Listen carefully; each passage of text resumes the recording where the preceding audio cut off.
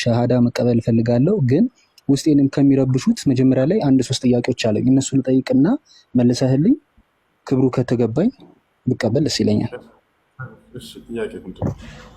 እሺ ሌላው እንዳነበብኩት እኔ ባለሁበት የኦርቶዶክስ እምነት እናታችን ቅድስት ድንግል ማርያም የኢየሱስ ክርስቶስ እናት ትባላለች። ኢየሱስ ክርስቶስን በድንግልና የመውለድ ሀቅ ማንንም የማያሻማ ቢሆንም ካጠፋው ይቅርታና የኔ ጥያቄ ፈጣሪ በፍጡሩ የመፈጠሩ ሚስጥር ምክንያት ምን ይሆን ነው። ይህን በእርግጥ አንተም መጠየቅ ያሳፍራል፣ ይቅርታ። ሌላው ከዚሁ በተያያዘ በእስልምና ደግሞ ካልተሳትኩ ቅዱሱ ቁርአን ማርያምን የኢየሱስ ወይም የኢሳ እናት ነች ይላታል። እሱም በእስልምና እንደ ነቢይ ይቆጠራል መሰለኝ። እናም ጥያቄ አንድ ኢየሱስ እናንተ ጋር ነብይ እኛ ጋር ፈጣሪ እንዴት ሊሆን ቻለ የሚል ነው። የመጨረሻና ከዚሁ በተያያዘ ደግሞ ኢየሱስን በእስልምና መወለድ ሳነብ ኢንተርኔት ላይ እንደ ተአምር ይቆጠራል፣ ማርያምን በዚህ ተአምር ውስጥ ቁልፍ ሚና አላት ይላል። ይህ ተአምርና ሚና የተባለው የእናታችን ማርያም ኢየሱስን በድንግልናና በመውለድ ችሎታዋ ብቻ ነው ወይስ በኢየሱስ መወለድ የቅዱሱ አላህ ፍቃርና ጠቢብነትን ማሳያ ስለሆነ ነው ወይስ ሌላ መልእክት አለው የሚል ነው። በጣም ጥሩ።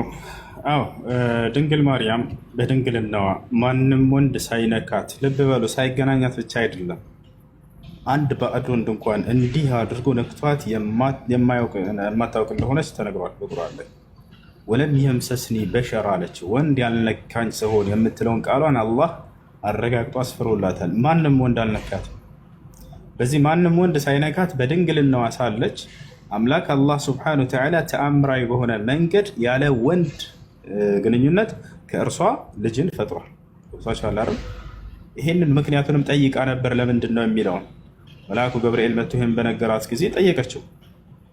ወሊነጀዐለሁ አያ፣ አምላክሽ አላህ ይህን ከአንቺ የማደርገው ተአምርን ላደርግ ዘንድ ነው ብሎሻል።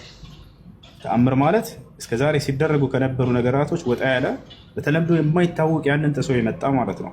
ከዚህ በፊት ያለ ወንድ ከሴት ብቻ የተፈጠራለው የለም ነበር ከእርሷ በፊት። ገብቷችኋል አይደለ? ነገር ግን ከእርሷ ይሄን ነገር አምላክ አላህ ሱብሓነሁ ወተዓላ በማድረግ ለካ አምላክ ያለ ወንድ ግንኙነት ከሴትም መፍጠር ይችላል ማለት ነው የሚለውን የአምላክ ኃይል ሙሉ እንደሆነ ሰዎች ይረዱ ዘንድ ለማድረግ ያደረገው ጥበቡ ነው። መልአኩ ገብርኤልን ጠይቃ እሷ ይሄንን ብሏታል። ወሊነጀዐለሁ አያ፣ ተአምረኛነቱ ከሁለቱም በኩል ነው። የተአምሩ ባለቤት ማን ነው? ይሄን ነው እንድታስተውል የምፈልገው። ያ አንዱ አምላክ ነው። የመሲሁም አይደለም የማርያምም አይደለም። የእነርሱ አስተዋጽኦ አለበት ወይ የለበትም? አድራጊው ሁሉን ነገር ሰሪው ያ እርሱ ነው። ገብታችኋል አይደለ? ሁለቱንም ግን ተአምር አደረጋቸው አምላክ አላህ ሱብሓነሁ ወተዓላ። ሁለቱም ተአምር እንደሆነ ይገልጻል። ሁለቱም ተአምር እንደሆነ አላህ ሱብሓነሁ ወተዓላ ይገልጻል።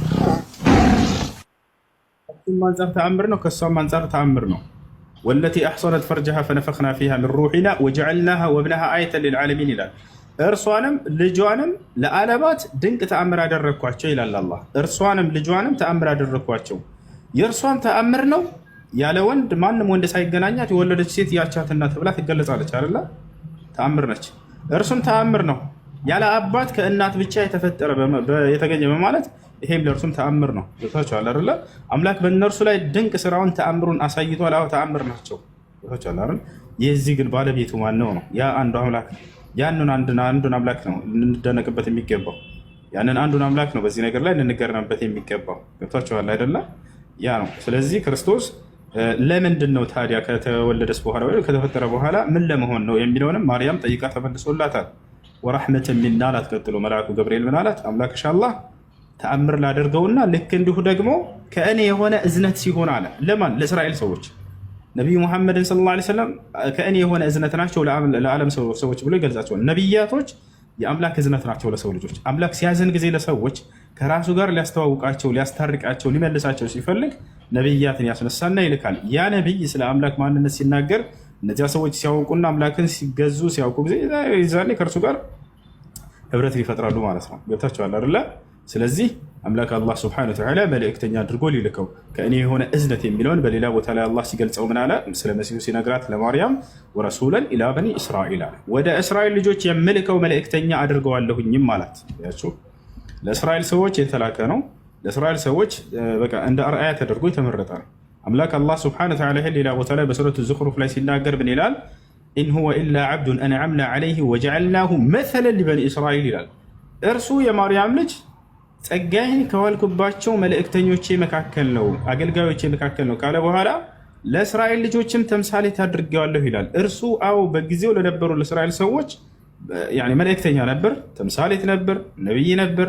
ለትውልዱ ስለ አምላክ ሰብኳል፣ ስለ አምላክ አስተምሯል፣ ማድረግ ያለበትን ሁሉ አድርጓል። ይህ ነው በእርሱ በኩል አምላክ አላህ ሱብሓነሁ ወተዓላ እንዳልኳችሁ ድንቅ ተአምርን አሳይቷል።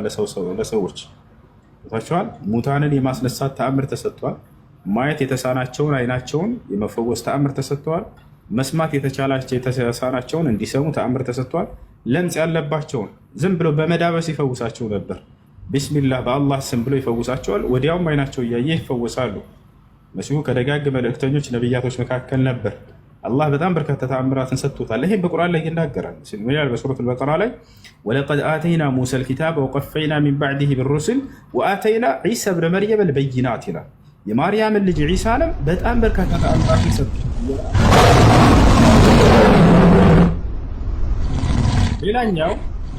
ሌላኛው ምንድን ነው?